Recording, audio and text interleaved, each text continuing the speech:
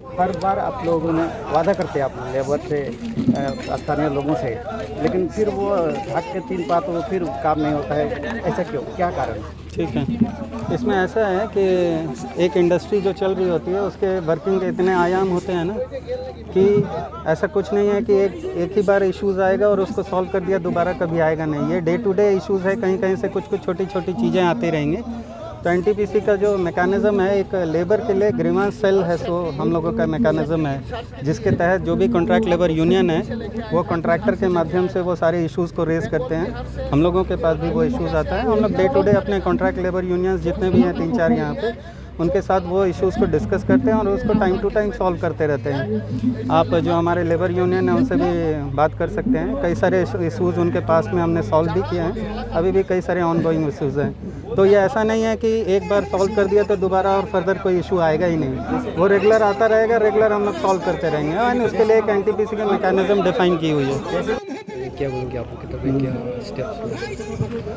अभी साहब के पास गया था मैं, जो यहाँ के एमसीएल है सलाकाटी के, उन्होंने कुछ पॉइंट्स दिए, मेमोरेंडम एक दिया है हम लोगों को, डिस्कशन हुआ उनसे।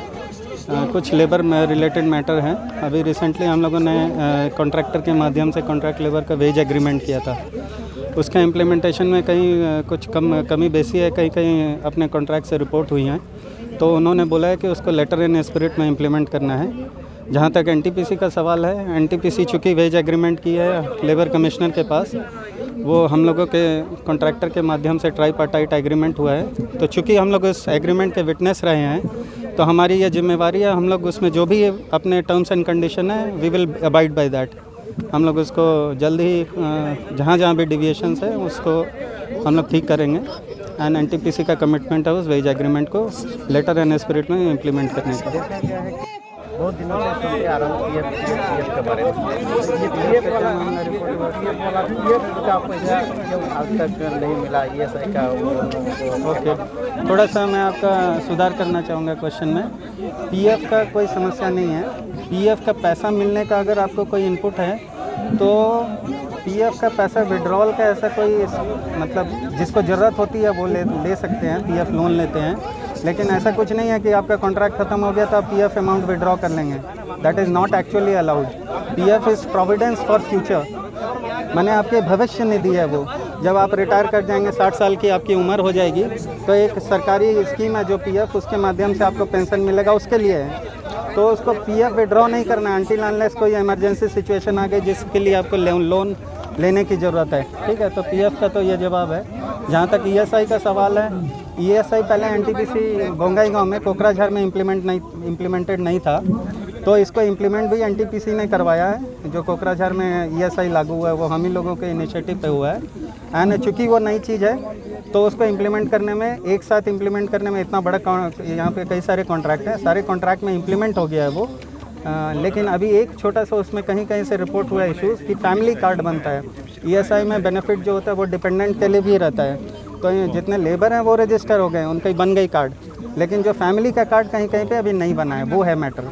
उसको हम लोग जल्दी ईएसआई अथॉरिटी से ये करना है। ईएसआई अथॉरिटी को आरडी ईएसआई जो हैं हमारे गुवाहाटी में बैठते हैं, उनसे हमारी बात हुई है, वो यहाँ कैंप लगा के वो भी हम लोग काम को जल्दी ख़त्म करवाएंगे। আছে কিন্তু লেবাৰবিলাকৰ একাউণ্টত জমা হোৱা নাই আৰু জমা নোহোৱাৰ কাৰণে আজি এনটিপিচিত 3টামান এক্সিডেণ্টো হৈ গ'ল, ঘটনা হৈ গ'ল।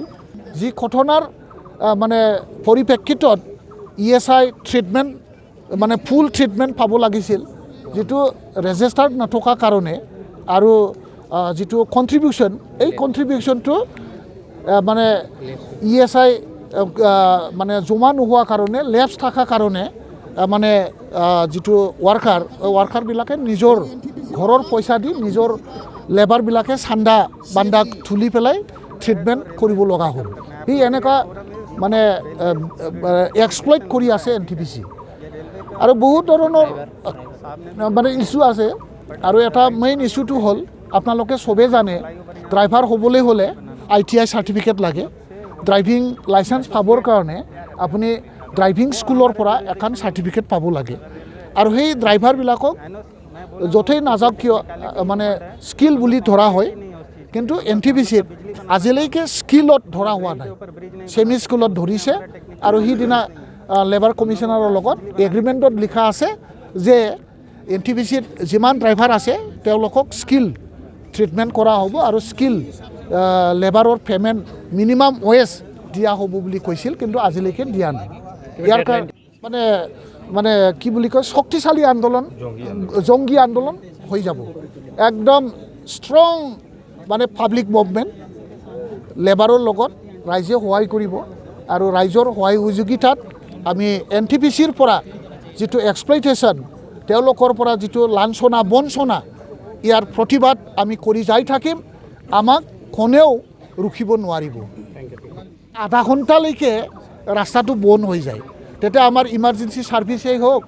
ছিকিউৰিটি ছাৰ্ভিচেই হওক ইয়াত মানে কোনো ধৰণৰ মানে এনেকুৱা অসুবিধা হৈছে কোনো ধৰণৰ আপুনি ছাৰ্ভিচ দিব নোৱাৰে সেই হেতুকে আগৰ পৰাই ৰাইজৰ দাবী আছিল এই ৰেল ক্ৰছিঙত যেতিয়া মানে এটা অভাৰব্ৰিজ ফ্লাইঅভাৰ বনাব লাগে বুলি দাবী কৰা আছিল আৰু সেই দাবীটো NTPC কৰ্তৃপক্ষই কৈছিল যে NTPCটো কমপ্লিট হৈ যাওক কমাৰ্চিয়েল অপাৰেশ্যন হওক মানে কমাৰ্চিয়েলি অলপ বেনিফিটেড হওক তাৰপিছত আমি এই অভাৰব্ৰিজৰ কামটো কৰা হ'ব বুলি আমাক প্ৰতিশ্ৰুতি দিছিল বা ৰাইজক প্ৰতিশ্ৰুতি দিছিল কিন্তু আজিলৈ কমাৰ্চিয়েল অপাৰেশ্যন 3 বছৰৰ ওপৰত চলিল কিন্তু আজিলৈকে NTPC কৰ্তৃপক্ষই ৰাইজৰ অসুবিধা আৰু ৰেল ক্ৰছিঙৰ কাৰণে ইয়াৰ যিটো মানে এটা মানুহৰ সময় নষ্ট ইমাৰ্জেঞ্চি আৰু ছিকিউৰিটি ছাৰ্ভিচ দিয়াত যিটো আমাৰ জিলা প্ৰশাসনৰো বা আমাৰ প্ৰশাসনৰো যি এটা অসুবিধা হৈছে তেওঁলোকে আজিলৈ এইটো মনত কৰা নাই আৰু আজিলৈকে তেওঁলোকে অভাৰব্ৰিজ দিয়াৰ কাৰণে তেওঁলোকে কথা নকয় তো ইয়াৰ কাৰণে আমি ধৰ্ণা লৈছোঁ আৰু NTPCত যিসকল আমাৰ ৱাৰ্কাৰ আছে এই ৱাৰ্কাৰবিলাকক তেওঁলোকে টাইমছ এণ্ড এগেইনষ্ট ঠগি আছে ৰিচেণ্টলি 3 মাহ আগত RLC গুৱাহাটীত মানে ৰিজনেল লেবাৰ অফিচত NTPC আৰু আমাৰ চালাকাটি শ্ৰমিক ইউনিয়নৰ মাজত এটা আলোচনা হৈছিল আৰু তাতে এটা এগ্ৰিমেণ্ট হৈছিল এই এগ্ৰিমেণ্টৰ যিটো NTPCয়ে দিব লগা যিটো কিবা হয় হলিডে তাৰপিছত আমাৰ কি বুলি কয় হাউচ ৰেণ্ট তাৰপিছত লেবাৰৰ ড্ৰেছৰ বিভিন্ন তাৰপিছত মানে PF আজিলৈও সম্পূৰ্ণ হোৱা নাই PF আজিলৈও উইদাউট PF NTPCত কাম চলি আছে এইবিলাক সমস্যা তাৰপিছত আপোনাৰ কি বুলি কয় ESI ডিষ্ট্ৰিক্ট হ'ল কোকৰাঝাৰ ESI এই আৰু আমাৰ কোকৰাঝাৰ ডিষ্ট্ৰিক্টত যিসকলে ৰেজিষ্টাৰ্ড লেবাৰ হয় তেখেতসকলে মানে ফ্ৰী ট্ৰিটমেণ্ট পোৱাৰ এটা ব্যৱস্থা আছে আৰু সেইটো কোকৰাঝাৰ ডিষ্ট্ৰিক্ট 1 বছৰ মানৰ পৰা পাই আছে কিন্তু NTPC আজিলৈও ইয়াত কাম কৰা লেবাৰসকলক ESI ফেচিলিটি সম্পূৰ্ণ কৰা নাই আছে কিন্তু লেবাৰবিলাকৰ একাউণ্টত জমা হোৱা নাই আৰু জমা নোহোৱাৰ কাৰণে আজি NTPCত 3টামান এক্সিডেণ্টো হৈ গ'ল ঘটনা হৈ গ'ল যি ঘটনাৰ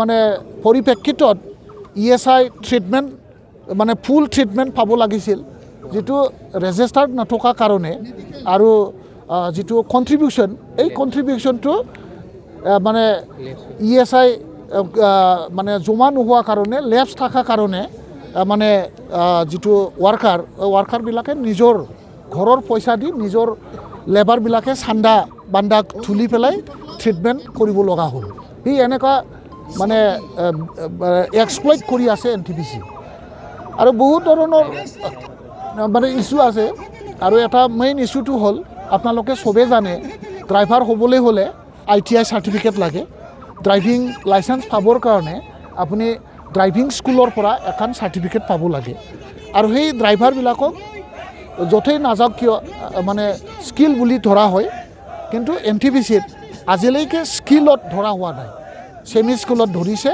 আৰু সিদিনা লেবাৰ কমিশ্যনাৰৰ লগত এগ্ৰিমেণ্টত লিখা আছে যে NTPCত যিমান ড্ৰাইভাৰ আছে তেওঁলোকক স্কিল ট্ৰিটমেণ্ট কৰা হ'ব আৰু স্কিল লেবাৰৰ পে'মেণ্ট মিনিমাম ৱেজ দিয়া হ'ব বুলি কৈছিল, কিন্তু আজিলৈকে দিয়া নাই। ইয়াৰ কাৰণে ডেডলাইনটো দিয়াৰ কোনো প্ৰশ্নই নুঠে, কাৰণ তেওঁলোকৰ কমিটমেণ্ট, তেওঁলোকে আমাক এগ্ৰিমেণ্ট কৰিছে in presence of labour commissioner, central গভৰ্ণমেণ্টৰ লেবাৰ কমিশ্যনাৰৰ আগত তেওঁলোকে চুক্তি কৰিছে, তেওঁলোকে চহী কৰিছে, লেবাৰ ইউনিয়নৰ ফালৰ পৰা ছেক্ৰেটাৰী ভাইচ প্ৰেছিডেণ্ট তেখেতসকলে চহী কৰিছে। চহী কৰা এগ্ৰিমেণ্ট ভায়োলেট কৰিবলৈ NTPC ক'ৰ পৰা সাহস পাই আছে? এই ধৰ্ণাৰ পিছতো যদি